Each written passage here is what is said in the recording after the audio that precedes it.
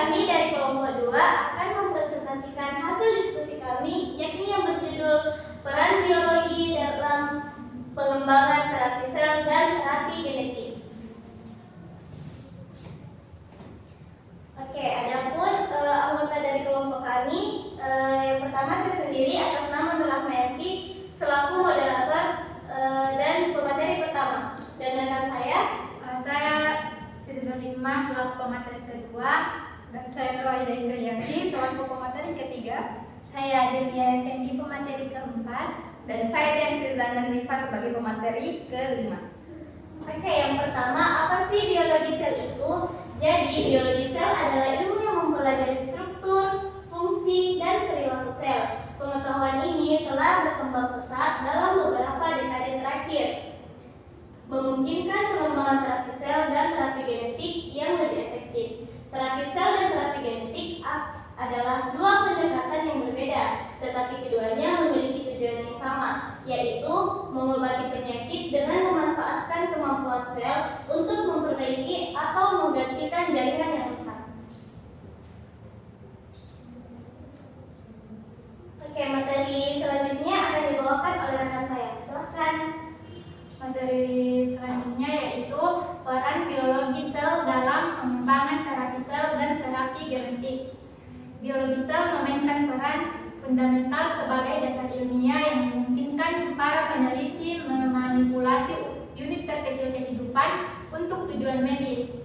Karena tanpa pemahaman mendalam tentang struktur dan fungsi sel, terapi modern seperti terapi sel dan genetik tidak akan dapat dikembangkan.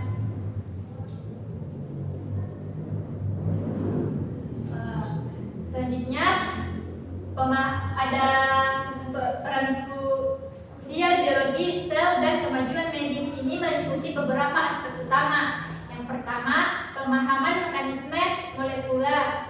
Biologi sel membantu menjelaskan mekanisme interaksi antar sel yang kompleks, seperti bagaimana sel imun atau sel T mengenali antigen melalui kompleks major histocompatibility kompleks atau MHC. Yang kedua, ada manipulasi genetik dan reseptor, yaitu pengetahuan tentang biologi seluler memungkinkan ilmuwan untuk melakukan rekayasa pada tingkat reseptor. Ketiga, ada dasar pengobatan presisi. Biologi sel menyediakan kerangka kerja yang presisi untuk memperbaiki instruksi genetik yang salah di dalam nukleus.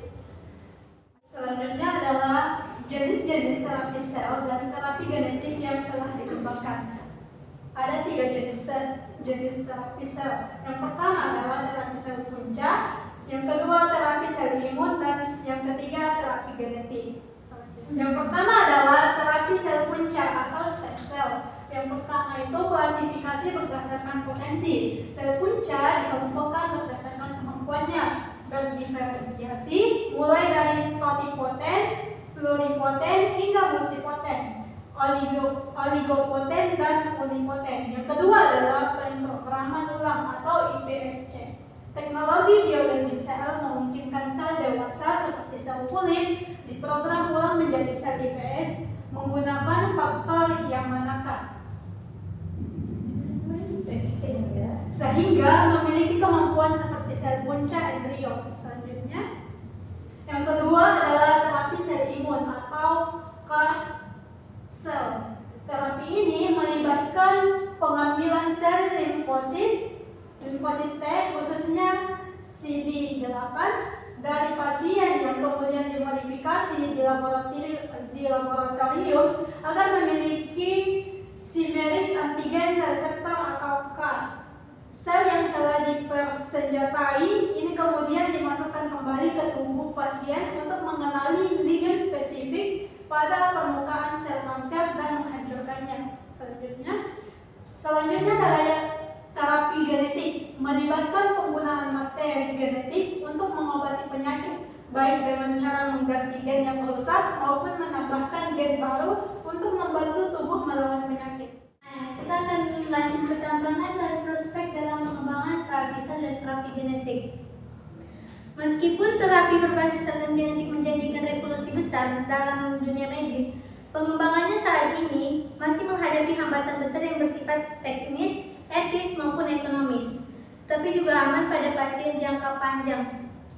Yang pertama itu kita akan membahas keamanan dan resiko medis. Nah, ini ada beberapa resiko medis yang teridentifikasi. Yang pertama, resiko tumorigenisitas. Itu adalah resiko pemrograman ulang sel punca menggunakan faktor yang mana akan berisiko meningkatkan ekspresi gen onkogenik yang dapat memicu pertumbuhan tumor. Yang kedua itu cytokine release syndrome atau CRS. Itu pada terapi SART, aktivasi sel imun yang berlebihan dapat memicu pelepasan sitokin proinflamasi secara masif yang menyebabkan demam tinggi hingga shock. Yang ketiga itu neurotoksisitas, itu efek samping berupa ensefalopati difus dapat terjadi akibat sitokin sistemik yang masuk ke dalam cairan otak. Yang keempat itu ada effect of target. Itu terdapat resiko di mana sel yang telah dimodifikasi justru menyerang sel atau jaringan tubuh yang normal karena kemiripan ligan dengan sel kanker. Yang kelima itu respon imun. Nah, respon imun ini meskipun menggunakan sel dari tubuh pasien sendiri, memanipulasi selama proses kultur di laboratorium tetap berpotensi memicu respon imun penolakan saat sel dimasukkan kembali ke tubuh. Yang kedua, ada tantangan etis dan legal. Penggunaan sel punca yang berasal dari embrio atau ESC masih menjadi perdebatan moral karena terkait dengan isu asal-usul kehidupan. Selain itu, terapi genetik pada sel germinal atau sel reproduksi sangat dibatasi karena dampaknya akan diturunkan ke generasi berikutnya.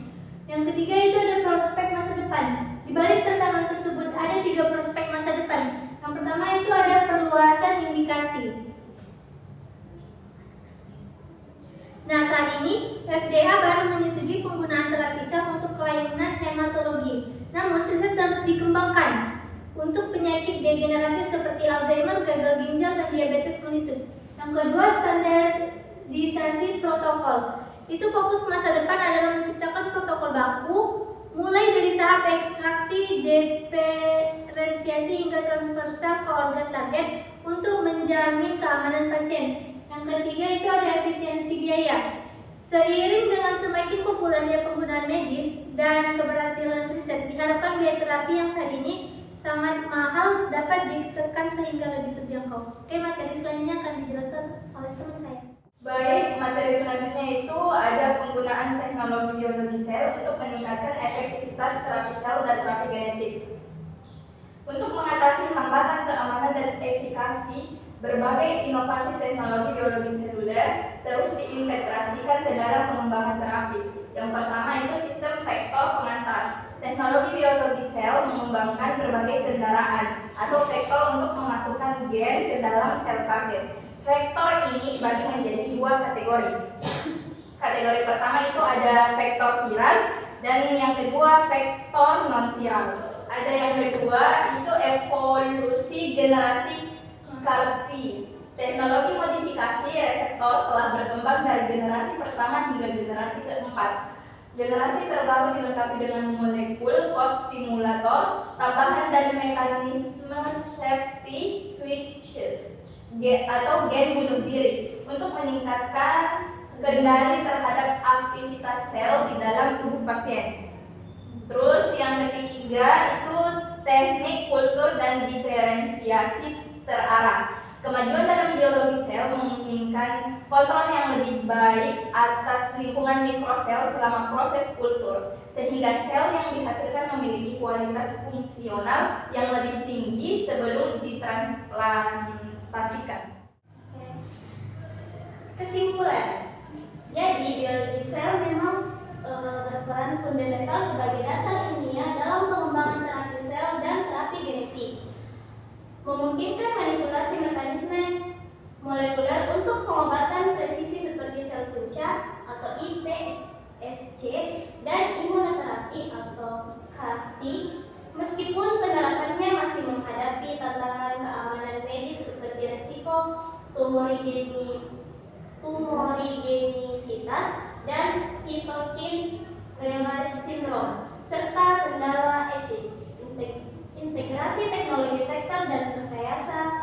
reseptor terus dikembangkan untuk meningkatkan efektivitas terapi dengan fokus masa depan pada standarisasi protokol dan perluasan indikasi ke penyakit degeneratif, tetapi terapi ini memiliki prospek cerah untuk menjadi solusi medis yang lebih aman dan terjangkau. Baik, demikian dari presentasi kami pada kesempatan kali ini. Lebih dan kurangnya mohon dimaafkan. Kami mengucapkan banyak terima kasih. Wassalamualaikum warahmatullahi wabarakatuh. Dadah. Yeah, Bobby Valentino.